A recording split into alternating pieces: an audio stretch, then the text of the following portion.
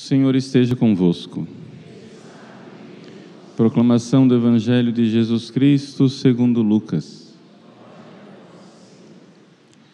Aconteceu que Jesus estava rezando num lugar retirado e os discípulos estavam com ele. Então Jesus perguntou-lhes: Quem diz o povo que eu sou? Eles responderam: Uns dizem que és João Batista, outros que és Elias, mas outros acham que és alguns dos antigos profetas que ressuscitou. Mas Jesus perguntou: E vós, quem dizeis que eu sou? Pedro respondeu: O Cristo de Deus. Mas Jesus proibiu-lhes severamente que contassem isso a alguém e acrescentou: O Filho do Homem deve sofrer muito, ser rejeitado pelos anciãos, pelos sumos sacerdotes e doutores da lei, deve ser morto e ressuscitar no terceiro dia. Palavra da salvação.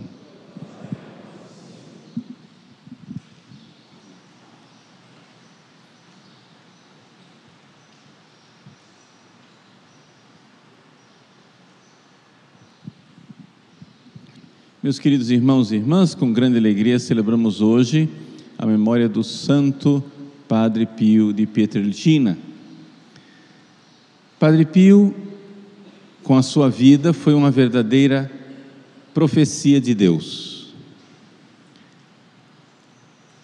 Às vésperas da maior crise que a Igreja iria viver a respeito do sacerdócio, Deus envia um sacerdote com os sinais claros de sobrenaturalidade, os estigmas, os milagres, a vida verdadeiramente de taumaturgo, aquele que realizou grandes maravilhas, para que, diante da crise do sacerdócio que viria, os fiéis fossem fortalecidos na fé, os fiéis crescem verdadeiramente. Vamos refletir sobre isso. Primeira coisa: o que é um sacerdote? Se a gente não sabe o que é um sacerdote, então não vamos entender qual era a missão do Padre Pio enquanto sacerdote. O sacerdote é aquele que oferece um sacrifício pelo povo a Deus. Mas, padre, por que é que precisa oferecer sacrifício? Na nossa cabeça, sacrifício é o quê? Sacrifício é um negócio doído, sofrido, mas o sacrifício não tem nada a ver com dor. O sacrifício não é isso. Sacrum facere é fazer algo santo, é oferecer algo a Deus. E por que é que nós precisamos oferecer algo a Deus? Faz parte da própria natureza das coisas. É importante que você entenda isso. Sei lá, eu tenho meu pai e minha mãe. Uma criança que tem o pai e a mãe, ela faz 4 coisas. Qualquer inferior faz essas 4 coisas com um superior. É importante entender isso. Deus é nosso superior. Ele é o sumo bem. Ele está acima de todas as coisas. E nós somos inferiores. A criança olha para papai e para mamãe e deve respeitar. Essa é a primeira coisa. Eles são mais, eu sou menos. Então, o primeiro sacrifício que nós precisamos fazer diante de Deus, diante desse mais e menos, é um sacrifício de adoração. Deus precisa ser adorado. Então, é necessário oferecer a Deus sacrifícios de adoração, atos que mostram que Deus é Deus e nós não somos deuses. Inclinar-nos diante de Deus, sacrificar a Deus um sacrifício de louvor, de adoração. Segunda coisa que uma criança faz diante do papai e da mamãe: agradece. Porque, claro, a criança recebe tudo. A criança não pode dar comida para ela mesma, proteção, casa, remédio. Então, qualquer criança, diante do pai e da mãe que é superior, precisa fazer agradecimento, ação de graças. Então essa é a segunda coisa que um sacrifício faz. O sacrifício é sacrifício de ação de graças. Então já aprendemos duas coisas: primeiro, adoração; segundo, ação de graças. Terceira coisa que a criança faz diante do papai e da mamãe: pede. Ela pede coisas, né? Ela tem necessidade. Então é necessário pedir as coisas. Papai, eu estou com fome. Mamãe, me dá remédio. Mamãe, estou com medo, vem aqui, me ajuda. Pedido. Ora, quando eu reconheço que o outro é mais, eu sou menos, então eu peço as coisas que eu necessito. É o sacrifício de petição, né? Ou o sacrifício impetratório, para usar uma palavra difícil: impetração, é petição. Então, três coisas: adoração, ação de graças, petição. Terceira coisa que a gente faz diante do papai e da mamãe: nós pedimos perdão, porque pode acontecer que a gente pise na bola e faça alguma coisa errada. Então nós precisamos pedir perdão. Nossa, eu precisava respeitar papai e mamãe, mas eu fui desobediente, eu fiz coisas erradas, eu ofendi meu pai e minha mãe, então eu peço perdão, né? É aquilo que nós chamamos de reparação. Sacrifício satisfatório, satisfação. Então são as quatro coisas que o sacrifício faz. O sacrifício é a adoração, o sacrifício é a ação de graças, petição e reparação. Ok? Adoração, ação de graças, petição e reparação. Isso daí faz parte da natureza das coisas. Se você não faz isso, você é um desnaturado. Os seres humanos foram feitos para fazer isso diante de Deus. Isso não é uma invenção da igreja, uma invenção do catecismo, uma invenção do Padre Paulo. Isso faz parte da ordem das coisas. Acontece que nós podemos fazer o seguinte: papai e mamãe têm 10 filhos. Então chega o dia do papai, chega o dia da mamãe, e nós vamos fazer um sacrifício. Ou seja, vamos dar um presentinho. Vamos dar um presente para o papai e da mamãe. É um presente que honra o papai e a mamãe. No caso de Deus, adoração. É um presente que agradece ao papai e à mamãe. No caso de Deus, ação de graças. É um presentinho que é também um pedido, porque não chega e diz: ó, papai e mamãe, nós estamos dando esse presente para você, mas nós estamos também precisando que você sempre nos ajude. E depois de reparação pelas desobediências durante o ano, sei lá o quê. Então são 10 filhos, mas a gente não tem condições de dar 10 presentes. Então a gente vai e escolhe o filho mais querido, aquele caçulinha querido do papai e da mamãe, coloca o presentinho na mão dele e diz: olha aqui mamãe, olha aqui papai, em nome de todos os filhos, de todas as filhas. Esse é o sacerdote. O sacerdote é esse filho querido que, em nome de todos os outros filhos, oferece a Deus um sacrifício de adoração, ação de graças, petição e reparação. E quem é esse filho querido? Esse filho querido é Jesus. Jesus é nosso sumo e eterno sacerdote. Jesus é o sacerdote perfeitíssimo que, com o seu coração, com a sua alma puríssima e santíssima, ofereceu a Deus na cruz o perfeito sacrifício de adoração, ação de graças, petição e reparação. Na cruz Jesus fez isso. A alma de Jesus fez isso. Ele ofereceu sua vida para Deus, para adorar a Deus. Você vai dizer: mas padre, Jesus não é Deus? É, mas vendo que nós seres humanos miseráveis não conseguimos adorar a Deus como Deus merece, Deus se fez homem, para com a sua alma humana adorar a Deus. Essa é a beleza. Deus se fez humano, para poder oferecer o amor que Deus merece receber. Deus merece um sacrifício de amor perfeito, como nós não somos capazes de dar esse amor perfeito, Ele mesmo veio para Ele, na cruz, oferecer o amor perfeito. Pronto. Mas tem um problema. Embora o sacrifício de Jesus na cruz seja perfeitíssimo, o sacrifício de Jesus na cruz não precisa ser melhorado.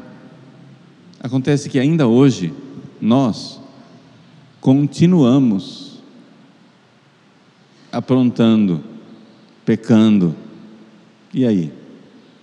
Nós continuamos precisando adorar a Deus, nós precisamos agradecer a Deus, nós ainda continuamos com nossas necessidades e nossos pedidos. Então Jesus, na sua infinita sabedoria, instituiu, para usar uma linguagem popular, Ele inventou um sacramento, a Eucaristia. Na última ceia, Ele chamou 12 amigos queridos. Não vos chamo servos, chamo-vos amigos. E se fechou com os 12 no cenáculo. Nem Nossa Senhora estava lá. E Ele então tomou o pão e disse: isso é meu corpo. Tomou o cálice com vinho e disse: esse é o cálice do meu sangue. E naquela consagração do pão e do vinho, Ele estava instituindo uma forma sacramental de tornar presente o seu sacrifício de amor no Calvário. Já já eu volto para essa ideia, segura aí. Mas aí Ele terminou de fazer isso e deu uma ordem, ordenação dos 12 apóstolos, ordem: fazei isto em memória de mim. Ordem. Jesus instituiu os 12 como sacerdotes. Quando Jesus diz a uma pessoa que está na cadeira de roda, não tinha cadeira de roda naquela época, né? Mas quando Jesus diz a um aleijado: levanta-te, é uma ordem, mas Ele, ao dar essa ordem, Ele dá o poder de realizar a ordem. Se Jesus diz: isso é o meu corpo, isso é o cálice do meu sangue, e diz: fazei, Ele está dando a estes 12 o poder de realizar aquilo. Eles foram ordenados. Então, quem são os sacerdotes na Igreja Católica? São instrumentos de Jesus, único e eterno sacerdote. Os instrumentos de Jesus, único e eterno sacerdote, que precisam realizar neste mundo a renovação do único e perfeitíssimo sacrifício da cruz. Então, a Eucaristia, a Santa Missa, é a renovação do sacrifício de Cristo na cruz. Como assim, Padre? Importante lembrar: na missa, Jesus não está sofrendo, tá? Jesus não sofre na missa. Se Jesus sofresse na missa, nós deveríamos parar de celebrar a missa. Para fazer Jesus sofrer? Não dá. A missa, ela é a renovação do amor de Cristo no Calvário. É o mesmo sacrifício, porque é o mesmo sacerdote, que é Jesus quem oferece, é o mesmo sacrifício, que é Ele quem se oferece, mas agora de forma sem derramamento de sangue, sem o sofrimento. E quando é que acontece o sacrifício na missa, Padre? Na hora da consagração. Por quê? Vejam, são sinais de sacrifício. É um sinal externo do sacrifício invisível que está acontecendo ali. Qual é o sinal externo? A consagração do pão separada da consagração do vinho. Jesus poderia ter somente escolhido o pão. Isso é meu corpo que é dado por vós, pronto, e acabou. Não podia. E Ele estaria todo inteiro, como de fato está na hóstia, corpo, sangue, alma e divindade. Mas Ele não fez isso. Se não tiver pão e vinho, o padre não pode celebrar a missa. Se ele tiver somente pão, ele não pode celebrar a missa. Por quê? Porque não acontece o sacrifício. E por que não acontece o sacrifício? Porque o sacrifício acontece na consagração separada. Ou seja, a aparência de pão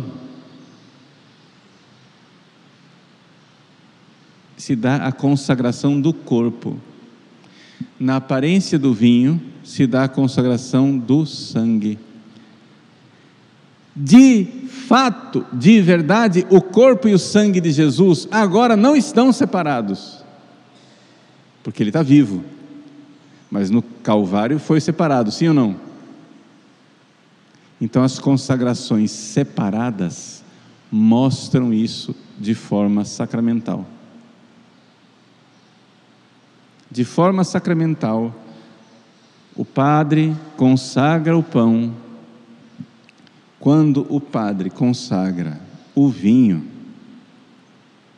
ali acontece o sacrifício, porque estão os sinais externos de um corpo separado de um sangue. Não acontece a separação dolorosa, mas acontece sacramentalmente.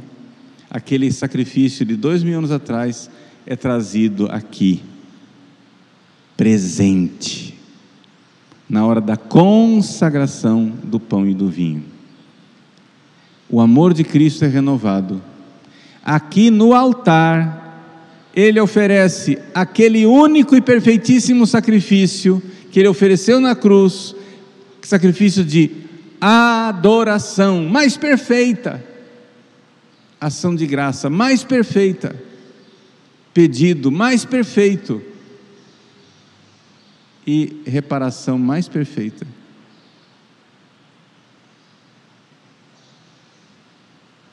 Quando um padre vai ao altar e oferece esse sacrifício, nós estamos diante do sumo sacerdote Jesus, invisível, que pelo seu instrumento visível que é o padre é instrumento de Jesus para realizar esse sacrifício de amor, renovar o sacrifício da cruz na hora da consagração. Isso é meu corpo, esse é o cálice do meu sangue. Ali acontece, ali torna-se presente aquele amor infinito da cruz. Nós precisamos ter uma enorme devoção pela consagração na missa.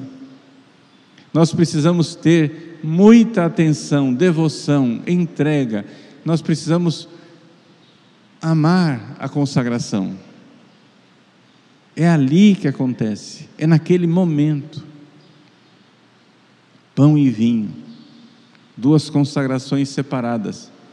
Jesus não está sofrendo, o sangue dele não está sendo separado outra vez do corpo, mas as consagrações separadas renovam aquela separação que houve há 2000 anos atrás, e portanto renova aquele amor, lá de forma cruenta e sofrida, aqui de forma incruenta e sem o sofrimento, mas é o mesmo amor que se torna presente. Isto somente os padres ordenados podem fazer. Nós estamos numa crise, a mais terrível crise que a igreja viveu na sua história. Os padres já não creem naquilo que eles são.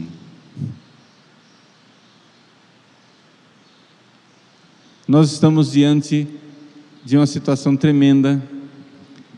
A crise que acontece na igreja hoje, precisamos dizê-lo, meus queridos irmãos e irmãs, é uma crise clerical. É uma crise causada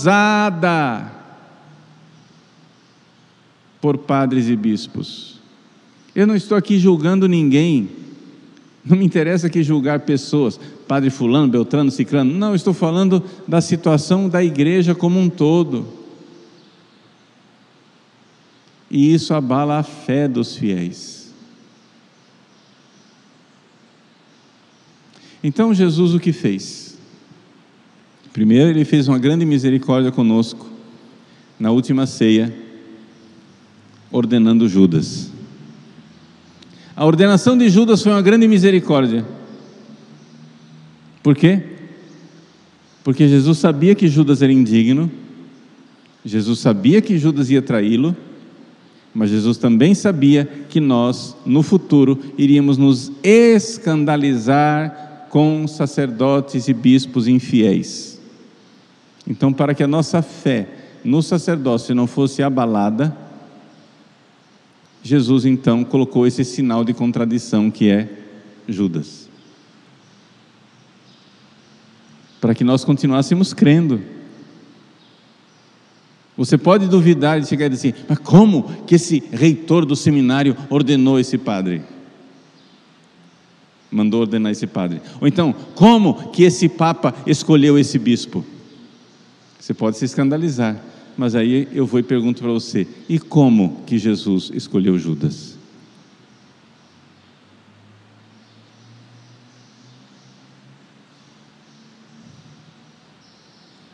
Ou você vai desordenar Judas? Ou você vai dizer que Jesus não sabia? Um ano antes de Judas trair Jesus, Jesus já anunciou no capítulo 6 de São João, na Páscoa do ano anterior, Jesus disse: eu não vos escolhi os 12, e no entanto um de vós é um diabo. Um ano antes. Um ano antes. Segunda coisa, nesses nossos tempos modernos, nós temos o Padre Pio. Por quê? Porque quando você beija a mão do Padre Paulo, você não vê as chagas de Cristo, mas elas estão lá, porque as mãos do Padre são ungidas. As mãos do Padre serão no céu grande irradiação de glória, mas as mãos de um padre no inferno são um grande tormento. Os padres que estão no inferno são atormentados em suas mãos, porque tiveram as mãos ungidas e traíram Jesus, como Judas. Assim como naquele filme lá do Mel Gibson, Judas, que beijou Jesus, não para de viver o tormento de raspar os seus lábios na parede, na coluna, na pedra, e fica com os lábios todos em carne viva, porque ele beijou Jesus, e aqueles lábios agora são tormento. No inferno, os padres terão as suas mãos atormentadas. Essas mãos que devem ser veneradas, amadas, beijadas. Essas mãos que se erguem para abençoar, que se erguem para absolver os pecados. Essas mãos que consagram diante de tantos desmandos, de tantas loucuras realizadas por padres, diante do fato de que às vezes nem o padre crê no sacerdócio dele, Deus manda providencialmente um padre com as chagas de Cristo impressas em suas mãos. O único sacerdote em toda a história da igreja, em 2000 anos, a ter os estigmas de Cristo. O Padre Pio, o único sacerdote estigmatizado da história da igreja, foi enviado por Deus às vésperas da maior crise sacerdotal que a igreja viveria. E ele mesmo, durante a sua vida, foi atormentado e perseguido por bispos e padres.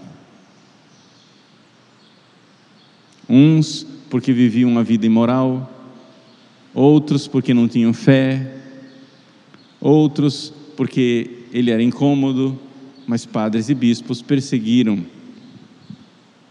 o Padre Pio. O Padre Pio, então, é esse sinal, é um farol para dizer aos fiéis: continuemos crendo. O sacerdote há um amor do coração de Jesus, dizia o cura d'Ars. O sacerdote, ele renova no altar o amor de Cristo no Calvário. O que seria de nós sem os sacerdotes? O que seria de nós sem a Santa Missa? Só que nós, se tivermos a nossa fé abalada no sacerdócio por causa dos pecados e misérias dos padres, vamos ter nossa fé abalada na Eucaristia, vamos ter a nossa fé abalada na confissão, vamos ter a nossa fé abalada nas coisas mais importantes e salvíficas. Aí vai todo mundo chegar e dizer: eu fico em casa, eu rezo em casa, não venho à igreja para comungar. Eu fico em casa, eu confesso com Deus, não venho à igreja para confessar com o padre, porque o padre é um pecador como eu. Se você tem a fé abalada no sacerdócio, você perde a âncora da salvação. Então, meus queridos, rezemos intensamente. Nós estamos celebrando essa festa alegre e jubilosa do Padre Pio. Rezemos pelos sacerdotes. Rezemos pelos sacerdotes, para que Deus proteja aos sacerdotes que querem seguir os passos dos pés chagados de Cristo e do Padre Pio, e que Deus converta os sacerdotes que precisam se converter. Não existe somente Judas, existe São Pedro, que chorou amargamente e se converteu. Nossa missão nessa terra é rezar por aqueles sacerdotes que, como João, permanecem ao pé da cruz, e rezar também por aqueles Pedros secretos que só Deus conhece e que irão chorar e se converter e ser santos e verdadeiros sacerdotes. Que o Padre Pio interceda por nós e nos dê a graça desses santos sacerdotes tão profetizados e anunciados para os últimos tempos.